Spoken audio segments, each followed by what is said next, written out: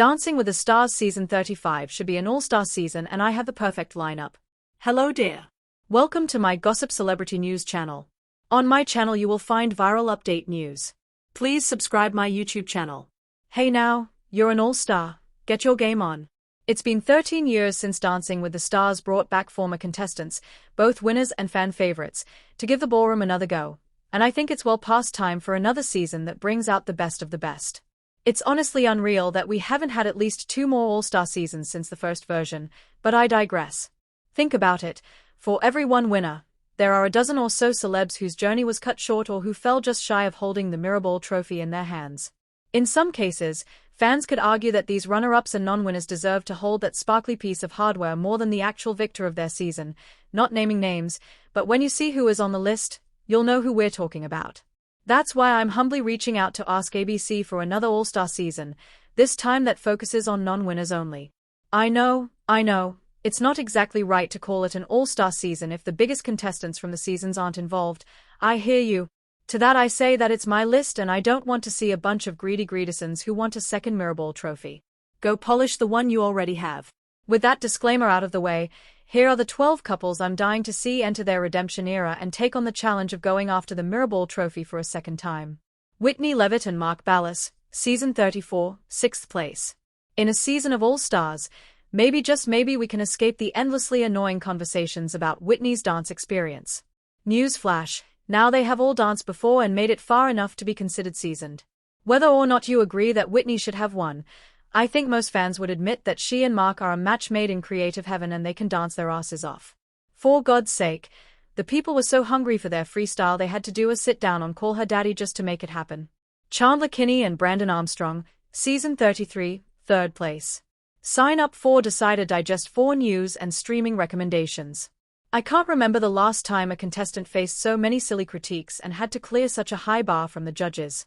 Who can forget Chandler's broken-hearted, tell me what to do to the judges after she once again had points knocked off from a new perfect dance. She also faced similar criticism to Whitney, so it would be nice to see her get to come back and not have that weird bias hanging over her head. Ilona Mayer and Alan Berson, Season 33, 2nd place. Even if they were never the best dancers, we, as the fans, can count on Ilona and Alan to make us laugh. Would they make it to the top 4 as they did in Season 33? Perhaps not. But would we die laughing at their packages and then be moved to tears during the dances they do stick around for? You bet. Given that Ilona, in many ways, is also responsible for the renaissance of the show, especially on social media, it only seems fair and right that she get a redo. Jason Mraz and Daniela Karagak, Season 32, 2nd place. After taking 2nd place in Season 32, I would simply die to see Jason and Daniela return. I still think about their freestyle from time to time and remember how reasonably matched they were. Although considering that 2 of Danny's other partners have been giants compared to her own stature, the bar is pretty low for them looking right together. Joking, mostly. I do still think they managed to conjure up a sense of magic that would be so fun to watch again. Shangela and Gleb Svencho, Season 31, 4th place. After Aloria Baldwin in Season 34, I think we can all agree that Gleb needs to have fun again. I think that Shangelo is the partner who can bring out that side of him best. Watching Gleb and Shangela dance is still one of the most fun experiences from DWTS in recent history, and while I don't think they would win, I'm never going to be mad about more Shangelo on my television. Nev Schulman and Jenna Johnson, Season 29, 2nd place. Since dancing with Nev in Season 29, Jenna has become a Mirrorball trophy winner, and that makes her all the more ready to give Nev a second chance at the title. These two dance together with so much love and fun that it would be difficult to find a fan who wouldn't want to watch them take another go at things. Milo Manheim and Whitney Carson, Season 27, 2nd place. If you ask any Dancing with the Stars fan about who in recent history was robbed of the Mirrorball the most, I truly believe 9 out of 10 will say Milo Manheim. Watching Milo lose to Bobby Bones is still a moment that makes my eye twitch, and while I'm so glad that Whitney got her second win this year with Robert Irwin, we all know it should have come with Milo. Anyway, time for her to lock in and go for a 3rd trophy with Milo. Normani and Val Chmerkovskiy, Season 24, 3rd place. After that appearance during Jordan Chili's and Ezra Sosa's freestyle this season, you just know Normani would come back for another shot at winning it all. Especially after her 5th Harmony band member, Lauren Yoregi, was eliminated so early in the season. Normani will come in and avenge herself and Lauren. I believe it. James Hinchcliffe and Emma Slater, Season 23, second place. James originally danced with Shana Burgess, but I'm giving the Canadian race car driver to Emma Slater for this All-Star season. Why? Because Emma, God love her, keeps getting older partners and deserves someone who came close to the Mirrorball and still has a lot to give. Nastia Liukin and Ezra Sosa, Season 20, fourth place. If Season 34 taught us one thing, it's that Jordan works well with a gymnast.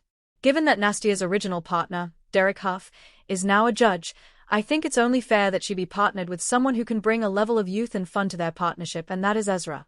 The downside here is that there's still a height difference, 8 inches between them, to be exact, but considering there was a full foot between Ezra and Jordan, we're improving. Corbin Bleu and Britt Stewart, Season 17, second place. Corbin and Britt would be a lethal pairing and you simply cannot convince me otherwise.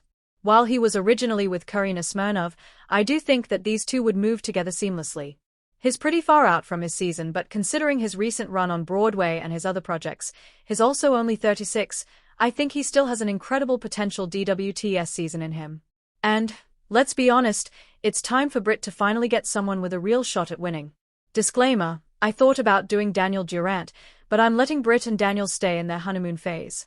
Justina Machado and Pasha Pashkov, Season 29, fourth place. Justina's original partner, Sasha Farber, has been on behind-the-scenes duty in recent years, so I would love to see her paired up with someone else who can channel her fierce energy into incredible dances. To me, that is Pasha Pashkov.